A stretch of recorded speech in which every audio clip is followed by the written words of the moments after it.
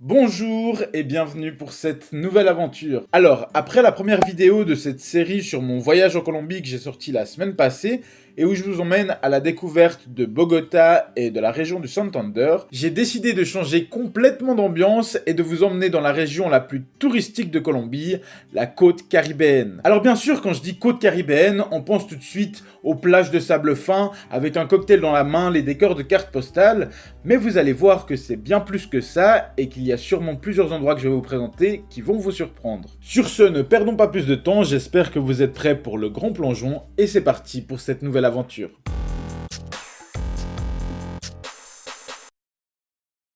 Nous allons commencer notre voyage tout au nord-ouest de la Colombie, dans la petite ville de Capburganá, juste à côté de la frontière avec le Panama. Capburganá, c'est un endroit très isolé et difficile d'accès, et sa spécificité, c'est qu'il n'existe aucune route pour s'y rendre. En fait, cette petite bande de terre qui raccroche l'Amérique du Sud à l'Amérique centrale, c'est que de la forêt tropicale, et donc le seul moyen de se rendre à Capburganá, c'est de passer par l'océan en bateau. Les villes de Turbo et Necoclí sont les deux seuls ports desquels partent des bateaux en direction de Capburganá. Et elles sont elles-mêmes accessibles en bus depuis Montería ou Medellín par exemple. Tout ça peut donc vite représenter beaucoup d'heures de trajet, mais bon, vous allez voir que la beauté de Capburganá, eh bien ça se mérite. Le trajet en bateau dure entre 2 et 3 heures et peut être assez sportif parce que bon, on traverse quand même un océan, il peut y avoir beaucoup de vagues, et mon conseil ce serait de bien emballer vos affaires dans des sacs plastiques avant le départ, parce que comme le bateau est petit et qu'il va très vite, moi je suis arrivé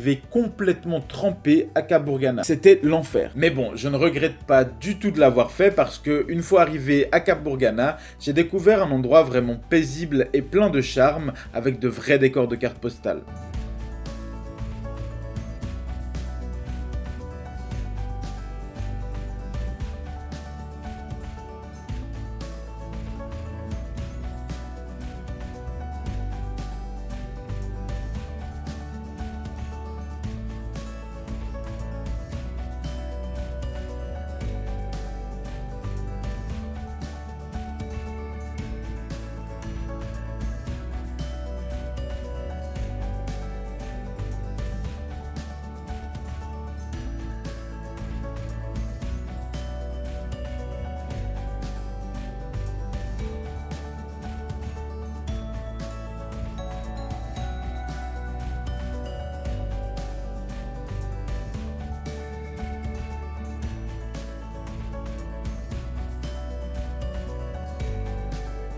Le port, c'est l'endroit le plus animé de la ville et c'est là que chaque jour débarquent des quantités astronomiques de biens de consommation comme du papier toilette, des bières ou du gaz par exemple. Je dirais que l'ambiance à Capburganá est presque un peu cliché des Caraïbes, mais dans le sens positif du terme, avec des plages de rêve et où tout semble aller au ralenti. Au niveau des activités, Capburganá c'est surtout connu pour la plongée et vous pourrez trouver des dizaines de spots répartis le long de la côte. De mon côté, j'en ai fait un peu et j'ai surtout tenté de faire une plongée de nuit pour aller voir des planctons fluorescents. Et je peux vous dire que c'était très impressionnant de se retrouver comme ça au fond de l'océan, dans le noir total, avec juste des petites lumières qui scintillent comme des lucioles. Sinon, sur Terre, il est aussi possible d'aller faire quelques balades dans la jungle en compagnie des singes hurleurs. Vous pourrez par exemple aller voir les cascades à El Cielo, ou alors aller admirer quelques curiosités naturelles du côté d'El Paraíso.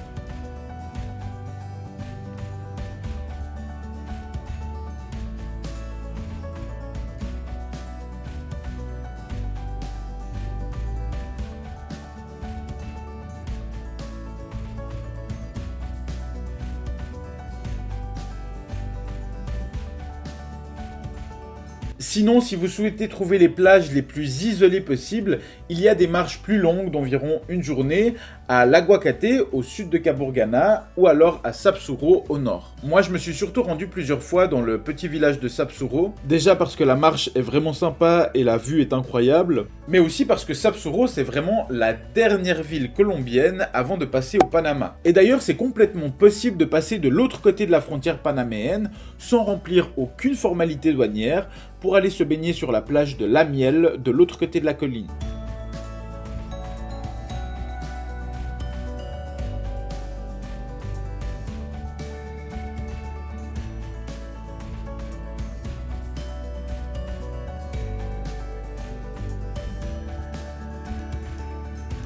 Bon, pour être honnête, La Miel c'est juste une plage, vous pourrez pas continuer après votre voyage au Panama. Mais si c'est ce que vous souhaitez faire de partir de Capurganá pour relier l'Amérique centrale, à ce moment-là vous devrez prendre un tour qui s'appelle le Tour des San Blas. Au programme, vous en aurez pour 3 à 4 jours de bateau, et les agences vous emmèneront découvrir les îles paradisiaques de la région et les populations insulaires. Bref, vous l'aurez compris, Capurganá c'est un petit coin de paradis qui est, je le trouve, encore assez préservé du tourisme de masse et que je conseille vivement. Après, en dehors de tout ce côté balnéaire, il y a une deuxième face à Capurganá que j'ai pu remarquer et je me sens un peu obligé de vous en parler. Quand je suis arrivé à Turbo pour prendre mon bateau, j'ai remarqué qu'il y avait beaucoup de vendeurs ambulants qui vendaient des tentes et du matériel de camping. J'ai trouvé ça un peu bizarre pour des gens qui vont à la plage, mais il y avait quand même beaucoup de personnes qui en achetaient, et principalement des personnes qui me donnaient l'impression de venir de pays d'Afrique. Et une fois arrivé à Capurganá, quand j'ai parlé de ça avec des locaux, ils m'ont tout expliqué. En fait, il faut savoir que Capurganá, c'est une route migratoire très importante en Amérique du Sud. Il y a principalement des personnes qui viennent d'Afrique et qui rentrent par le Brésil ou l'Équateur parce que c'est plus simple,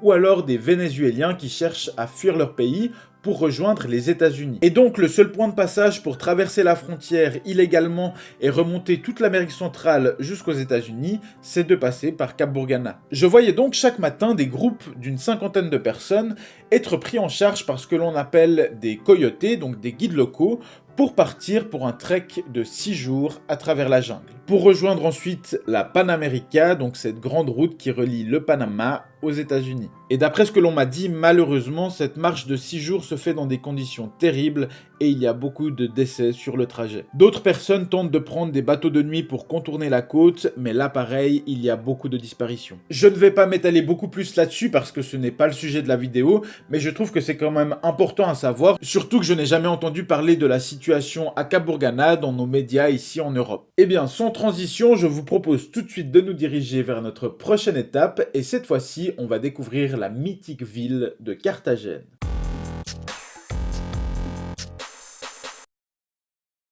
La ville de Carthagène est surtout connue pour son côté historique parce que c'est là que se trouvait le plus grand port commercial espagnol dans toutes les Amériques durant la période d'occupation coloniale. Et aujourd'hui, son centre historique reste son principal attrait. Cette vieille ville est entourée d'une imposante muraille qui servait à l'époque à se défendre des pirates par exemple. À l'intérieur, il y a énormément de bâtiments de style coloniaux et surtout la cathédrale de Carthagène, très réputée pour les mariages des riches familles colombiennes.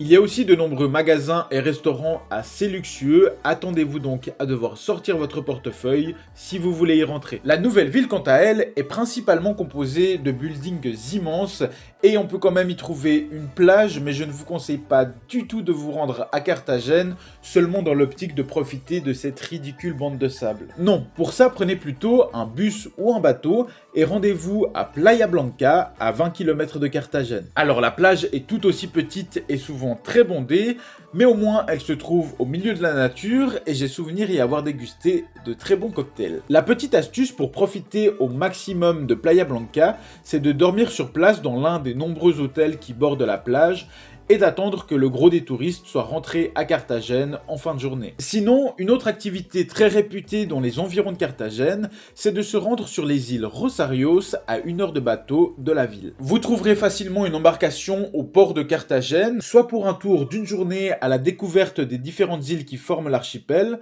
soit pour un aller simple en direction de l'île principale, Isla Grande. Par contre, je vous avoue quand même, à part la plage, il n'y a pas grand chose à faire à Isla Grande, Et beaucoup des touristes qui s'y rendent prennent des hôtels all-inclusif. J'ai quand même bien apprécié l'endroit, surtout le centre de l'île, où on peut trouver le petit village où vivent les locaux. Après, Isla Grande, c'est quand même l'endroit où j'ai dû faire mes plus beaux spots de plongée, donc oui, pour cette raison-là, ça vaut vraiment la peine.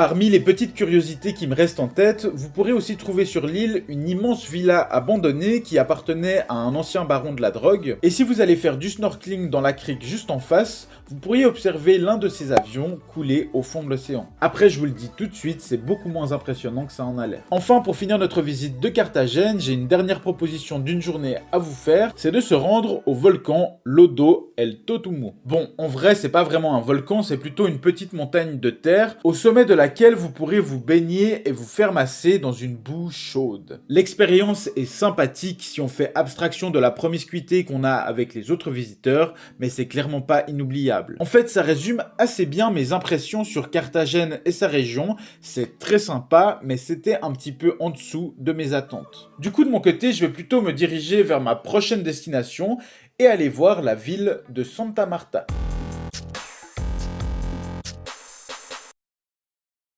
Au cours de notre trajet en direction de Santa Marta, je passe volontairement très rapidement sur la ville de Barranquilla, très connue parce que c'est là qu'est née la chanteuse Shakira. En fait, au-delà de ça et de son carnaval, la ville de Barranquilla ne propose que très peu d'activités touristiques et il y a beaucoup de gens que j'ai rencontrés qui m'ont dit que c'était une ville vraiment industrielle avec très peu de charme. Donc que ça ne valait pas vraiment la peine de s'y arrêter. Santa Marta, au contraire, c'est une ville avec beaucoup de charme et où j'ai beaucoup aimé rester. C'est probablement l'endroit en Colombie où j'ai le mieux mangé de manière générale et son centre-ville est très animé avec pas mal de musiciens de rue qui assurent une ambiance vraiment festive.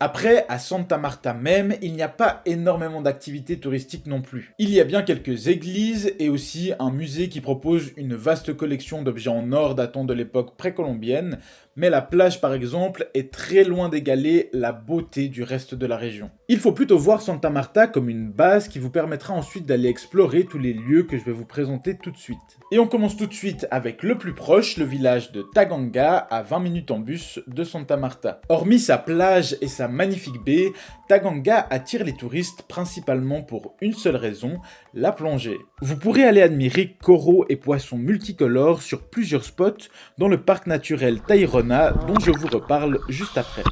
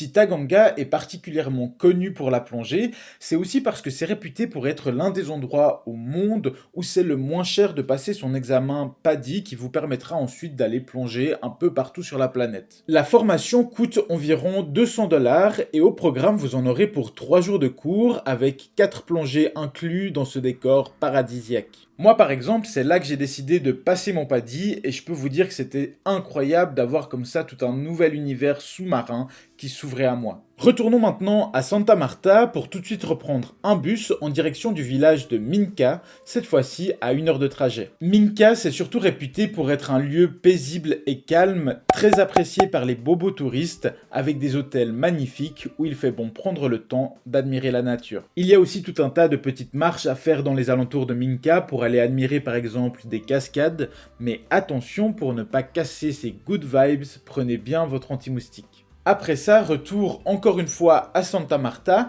et cette fois-ci, on va aller mixer un peu la mer et la jungle pour aller dans le fameux parc Tayrona dont je vous parlais tout à l'heure. Étant donné que c'est sans doute le parc le plus connu de Colombie, vous n'aurez aucune difficulté à trouver des lodges ou des fermes qui accueillent les touristes dans les petits villages qui bordent ces plages. Pourtant, même si le parc est immense, la plupart des touristes décident de se rendre au même endroit, dans le petit village de Zaino. Zaino, c'est en fait simplement le point de départ d'une marche de 2 heures qui vous mènera sur la plage carte postale par excellence, le Cabo San Juan. Là-bas, il y a quelques hébergements qui sont proposés dans un camping, mais la plupart des gens font l'aller-retour sur la journée. Malgré le nombre important de touristes, l'endroit n'en reste pas moins impressionnant avec ses plages de sable fin et ses énormes rochers qui semblent avoir été semés là par des géants. Depuis Santa Marta, vous pourriez aussi organiser dans le parc Tayrona un trek de 4 jours à travers la jungle pour vous rendre à la Ciudad Perdida,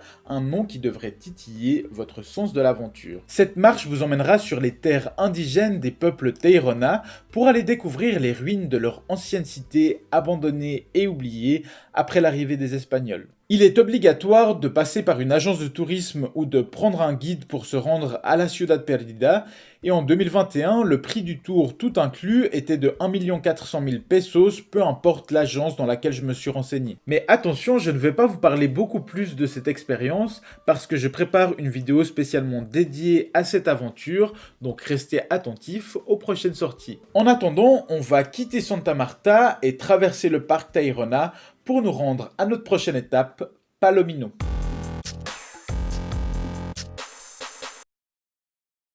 De l'autre côté du parc Tayrona, donc, on arrive à Palomino, une charmante petite bourgade très appréciée surtout par les backpackers. Alors déjà, il faut savoir que ça fait seulement 10 ans que les premiers hôtels ont commencé à ouvrir à Palomino. Et en 10 ans, le visage de ce petit village de pêcheurs a complètement changé. En fait, dites-vous qu'aujourd'hui, il y a 2-3 grandes rues qui partent du centre du village et qui vont jusqu'à la plage, qui sont entièrement dédiées pour les touristes. Vous y trouverez des hôtels de tout type, des bars, des boîtes de nuit et aussi énormément de restaurants avec de la cuisine occidentale. L'atmosphère y est très hippie et beaucoup de gens se rendent à Palomino pour son ambiance décontractée et pour faire la fête au bord de la plage. Après, au niveau des activités, Palomino est surtout connue pour sa magnifique plage. Enfin, elle l'était connue parce que moi quand j'y suis allé, il ne restait plus qu'une toute petite bande de sable à peine assez grande pour que quelqu'un s'allonge. Je n'ai pas réussi à savoir si cela était dû au changement climatique, mais ce qui est sûr, c'est que les locaux m'ont expliqué que cela faisait 2 ans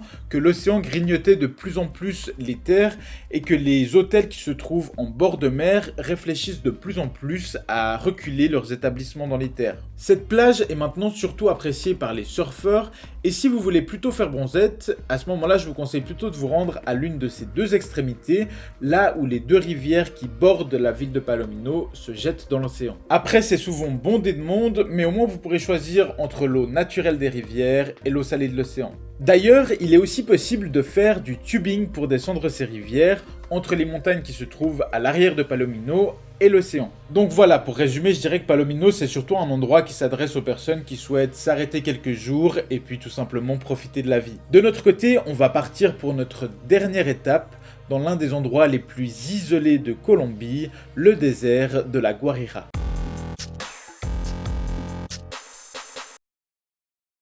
Pour aller dans le désert de la Guajira, on se donne rendez-vous dans la ville de Riohacha, qui est généralement le point de départ pour toutes ces expéditions. Riohacha, à l'inverse de Palomino, vous proposera une plage vraiment immense, mais après la ville ne compte pas vraiment d'autres intérêts touristiques. Mais c'est vraiment la dernière grande ville avant le désert de la Guajira. Et vous allez voir que cette immense péninsule contraste vraiment avec tous les autres endroits que je vous ai présentés dans cette vidéo. Les dunes de sable s'étendent à perte de vue et les kitesurfers y trouveront un petit paradis. Il faut aussi savoir que c'est l'une des régions les plus pauvres de Colombie et que du coup le choc de cette réalité peut être assez difficile à encaisser. Les agences touristiques de Riohacha vous proposeront des expéditions de 3 jours en 4x4 à travers le désert pour aller découvrir notamment le point le plus au nord de l'Amérique du Sud. Mais ce périple, je ne vais pas vous le raconter tout de suite.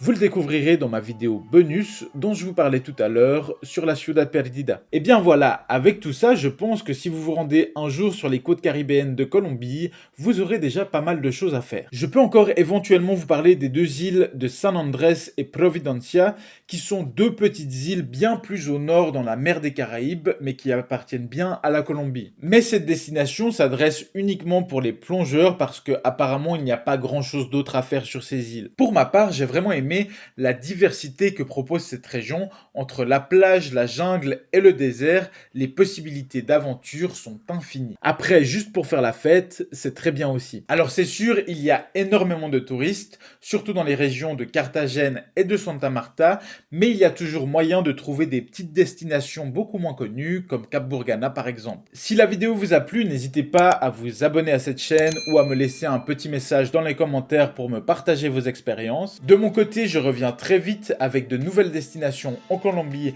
et avec cette fameuse vidéo sur la Ciudad Perdida et le désert de la Guajira. En attendant, je vous dis à bientôt pour une nouvelle aventure. Ciao!